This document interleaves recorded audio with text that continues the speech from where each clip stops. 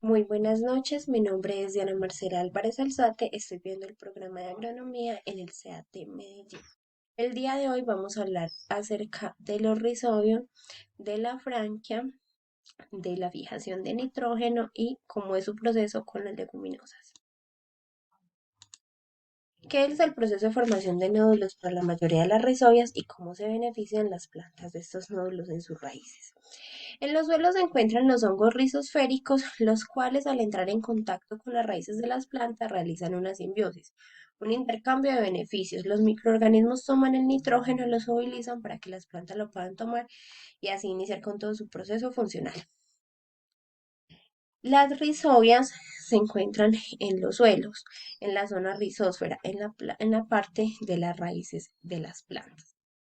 Las rizobias tienen como huésped a todas las plantas leguminosas.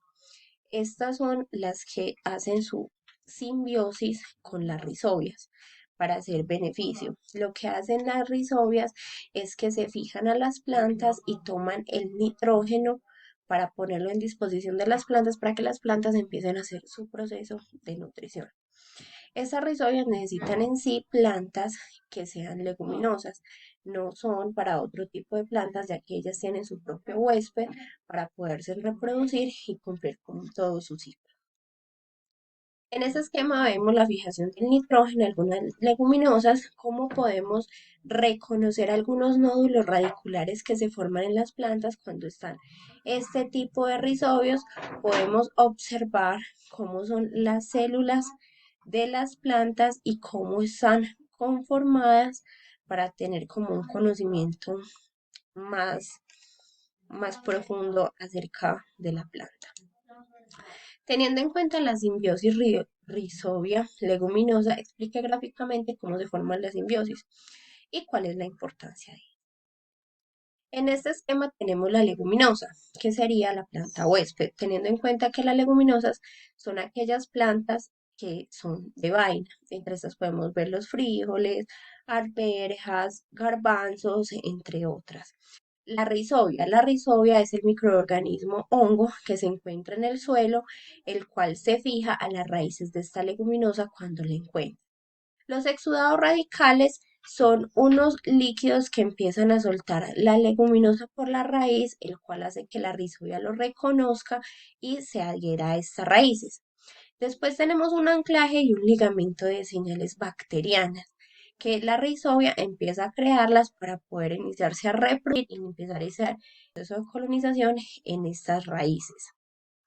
Tenemos los receptores de leptina, que la leptina es una enzima descomponedora de azúcares, la cual también la vemos en este proceso, ya que es la que se encarga de degradar los azúcares para el proceso de nutrición de la planta, después de hacerse el proceso de fijación de nitrógeno.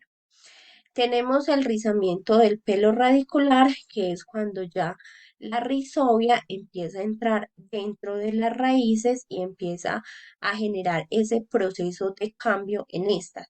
Tenemos la degradación de la pared celular, que es la cual ellas empiezan a romper para empezar a generar los nódulos radiculares. Y tenemos el desarrollo del hilo radicular y desarrollos de los nódulos, que son una especie de raicitas que se forman para empezar a generar el nódulo radicular para ellas empezarse a establecer dentro de este. ¿Cuáles son las semejanzas más importantes entre la rizobia y la franquia? Rizobias, franquia. La- las semejanzas más importantes son los nódulos radiculares que se ven formados en los dos y la meta como tal que es la fijación del nitrógeno. Tenemos que tener en cuenta que las rizobias son microorganismos hongos y solamente estos se fijan en las leguminosas. La franquia son bacterias que también se encuentran para fijación de nitrógeno, pero la franquia no tiene un huésped específico. La franquia se puede instaurar en cualquier otro tipo de planta, siendo esta una bacteria. Las rizobias generan un efecto simbiótico en las leguminosas. ¿Qué es lo que hacen? Toman el nitrógeno, lo procesan y se lo suministran para que la planta lo pueda asimilar. La franquia es un efecto mutualista, lo cual lleva a que la franquia haga un intercambio con las plantas. Ellas les dan cierto tipo de azúcares, de exudados a la bacteria para que se nutra y la bacteria le pone el nitrógeno asimilable a la planta para que lo pueda tomar. Las dos nos generan nódulos radiculares. La rizoma y los nódulos radiculares no son tan juntos, tienen una distancia entre espacios y la franquia, los nódulos radiculares son más junticos, entonces nos crean como una especie